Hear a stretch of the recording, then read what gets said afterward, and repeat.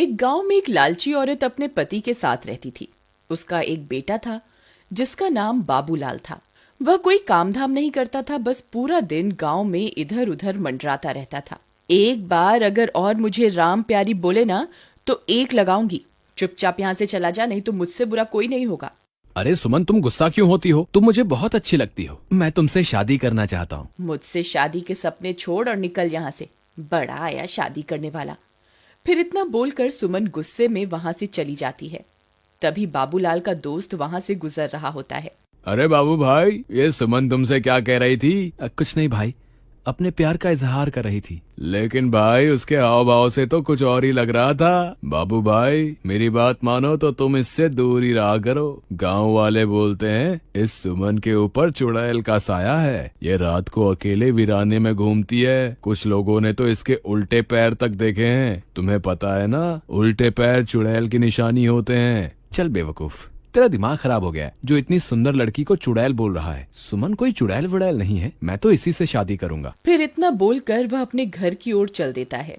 माँ, अब मेरी शादी की उम्र हो गई है। मेरी किसी सुंदर सी लड़की से शादी करवा दो ना। हाँ हाँ, क्यों नहीं। अगर राजा बेटा का कोई और भी अरमान है तो वो भी बता दीजिए। आपके सारे अरमान एक साथ ही पूरे करवा देंगे। काम धाम तो कुछ करना नहीं है। तेरी उम्र के सारे लड़के कुछ ना कुछ काम कर रहे हैं और एक तू है, पूरा दिन घूमता रहता है और मुफ्त की रोटियां तोड़ता रहता है। भला तुझ जैसे लड़के को कोई अपनी लड़की क्यों देगा? पहले कोई काम धाम करके कुछ पैसे वैसे कमा के दिखाओ, फिर शादी के सपने देखना। चल भाग यहाँ से, आवारा कहीं का। तो किसी काम धाम का नहीं है। देखो ना माँ, पिताजी हमेशा मेरी बेइज्जती करते रहते हैं। किसी दिन मैं घर छोड़ के ही चला जाऊंगा। अरे नहीं नहीं बेटा, कैसी बातें कर रहे हो? ये सब तुम्हारा ही तो है। अजी आप तो रह नहीं दो। हर वक्त मेरे भोले भाले बेटे को नीचा दिखाते रहते हो। अजी हमारे पास इतनी धन दौलत है, क्या आप ये सब अपने साथ ऊपर लेके जाओगे? भला मेरे बेटे को कमाने की क्या जरूरत है?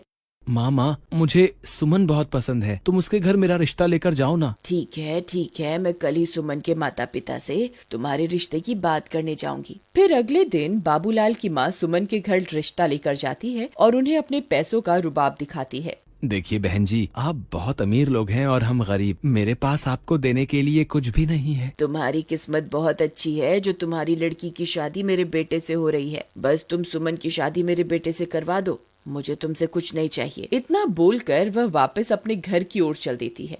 अगले दिन सुमन और बाबूलाल की शादी हो जाती है। बाबूलाल सुमन से शादी करके फूला नहीं समाता। रात होने पर बाबूलाल और सुमन अपने कमरे में सो रहे होते हैं। तभी सुमन उठती है और सीधा घर से बाहर निकल जाती है और जंगल की ओर चल पड़ती है। बाबूलाल के दोस्त को सुमन पर पहले से ही शक होता है, इसलिए वह उस पर पहले से ही निगरानी रखे हुए होता है। अरे ये भाभी इतनी रात गए कहाँ जा रही है? मुझे इनका पीछा करना होगा। फिर चीमा सुमन का पीछा करने लगता है। तभी चलते चलते सुमन के पैर उल्टे हो जाते हैं। अरे मर गए रे, इसके तो पैर ही उल्टे हो गए। मेरा शक सही निकला, ये तो चुड़ैल निकली। तभी देखते ही देखते सुमन चुड़ैल में बदल जाती है और गुफा के अंदर घुस जाती है। चीमा की आंखें फटी की फटी रह जाती हैं। फिर वह भी उसके पीछे पीछे गुफा के अंदर घुस जाता है। ए हैवानों के देवता, मैं आपको 9 बलि चढ़ा चुकी हूँ। बस एक बलि और चढ़ाते ही मैं सर्वशक्तिमान बन जाऊंगी। फिर मैं इन शक्तियों से पूरी दुनिया पर राज करूंगी। मुझे अभी के अभी सारी बात बाबूलाल को जाकर बतानी होगी। फिर वह सीधा भागता हुआ बाबूलाल के घर जाता है और खिड़की से उसे आवाज देता है। बाबू भाई उठो, मुझे तुम्हें बहुत जरूरी बात बतानी है, जल्दी उठो। अरे क्या हुआ भाई, इतनी रात तुम यहाँ क्या कर रहे हो? भाई मैंने तुम्हें पहले ही कहा था कि तुम्हारी बीवी चुड़ैल है, लेकिन तुमने मेरी बात का विश्वास नहीं किया था। भाई मुझे लगता है कि तुम्हारा दिमाग खराब हो गया है, जो ये बहकी बहकी बातें कर रही हो। अच्छा तो ये बताओ कि क्या सुमन घर पे है? इतने में सुमन वहाँ आ जाती है। क्या हुआ चीमा भैया, इतनी रात गए कैसे आना हुआ? चीमा सुमन को घर पर देखकर हक्का बक्का रह जाता है। अब कुछ नहीं भाभी जी, मैं तो बस यहाँ से गुजर रहा था तो सोचा बाबू से मिलता चलूं। अच्छा अब मैं चलता हूँ। इतना बोलकर चीमा वहाँ से दुम दबा के भाग जाता है। अजी क्या हुआ, ये आपका दोस्त आपसे क्या कह रहा था? कुछ नहीं, बस ऐसी ही बेकार की बातें कर रहा था। चलो अब तुम सो जाओ, रात बहुत हो गई है। फिर सुबह होने पर वह सेठानी गुस्से से लाल हो जाती है क्योंकि सुमन अभी तक सो रही होती है। ए बहुरानी, अभी तक सो रही है क्या? घर का काम कौन करेगा? चल जल्दी उठ, मैंने काम वाली की छुट्टी कर दी है, आज से घर का सारा काम तुझे ही करना है। फिर सेठानी के जोर जोर से चिल्लाने की वजह से सुमन की नींद खुल जाती है और वह गुस्से से लाल हो जाती है। रुक बुढ़िया, तुझे मैं अभी बताती हूँ। फिर सुमन गुस्से में बाहर आती है। ए बुढ़िया, क्यों शोर मचा रही है सुबह सुबह? मेरी सारी नींद ही खराब कर दी। अरे दैया, इसकी हिम्मत तो देखो, मुझे बुढ़िया बुला रही है। ए, तेरी इतनी हिम्मत, मुझे बुढ़िया बोलेगी? चुपचाप घर का ये सारा काम निपटा दे। तेरे माँ बाप ने वैसे भी दहेज में फूटी कौड़ी भी नहीं दी है। मैं कोई काम वाम नहीं करने वाली, जो करना है कर लो। तेरी इतनी हिम्मत मुझे मना करेगी? रुक, तुझे अभी बताती हूँ। अरे मर गई रे, ये क्या हो गया? तेरी इतनी हिम्मत, मुझे अभी के अभी छोड़ दे। बाबू बाबू, ओ बाबू, देख तेरी बीवी मेरे साथ क्या सलूक कर रही है। जल्दी आ, मुझे इससे बचा, नहीं तो ये मेरे सारे बाल नोच डालेगी। फिर अपनी माँ की चीख पुकार सुनकर बाबू दौड़ा दौड़ा अपने कमरे से निकलकर वहाँ पहुँच जाता है। वह यह सब देखकर हैरान रह जाता है। ए सुमन, तेरी इतनी हिम्मत, तू मेरी माँ के साथ ऐसा सलूक करेगी? अभी के अभी मेरी माँ को छोड़ दे, वरना अच्छा नहीं होगा। फिर सुमन उसे छोड़ देती है और सीधा अपने कमरे में चली जाती है। माँ, आप ठीक तो हो ना? आपको कुछ हुआ तो नहीं ना? मैं ठीक हूँ बेटा, मैंने तो बस इसे घर का थोड़ा काम करने को कहा था और इसने मेरी तो धुनाई ही कर दी। फिर बाबू परेशान होकर घर से बाहर निकल जाता है। वहाँ उसे उसका दोस्त चीमा मिलता है। क्या हुआ बाबू भाई, इतने परेशान क्यों हो? क्या तुम्हें पता चल गया कि तुम्हारी बीवी चुड़ैल है? मजाक मत कर यार चीमा, मैं वैसे ही बहुत परेशान हूँ। आज सुबह सुबह तो सुमन ने हद ही कर दी। उसने माँ के बाल पकड़कर उनसे बहुत बदतमीजी की। भाई, मैंने तो पहले ही कहा था कि सुमन कोई साधारण लड़की नहीं है, उसके ऊपर चुड़ैल का साया है।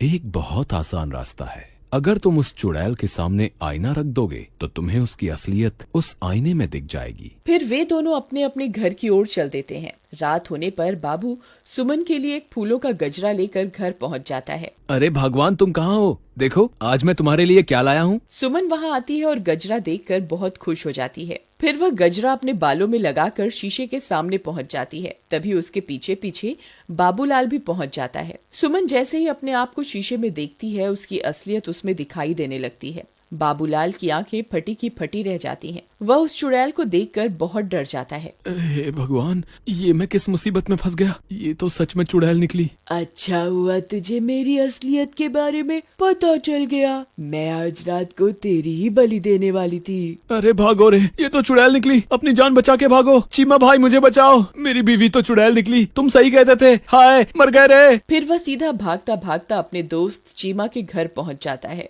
चीमा भाई, जल्दी से दरवाजा बंद कर दो। तुम सही कहते थे, सुमन तो चुड़ैल है। मैंने उसकी असलियत आईने में देख ली है। अब वो मुझे नहीं छोड़ेगी। अजी, मुझे लगता है आपका ये दोस्त अपने साथ साथ हमें भी मरवा के छोड़ेगा। तुम अभी के अभी से घर से बाहर निकालो, नहीं तो इसकी पत्नी इसका पीछा करते करते यहाँ पहुँच जाएगी।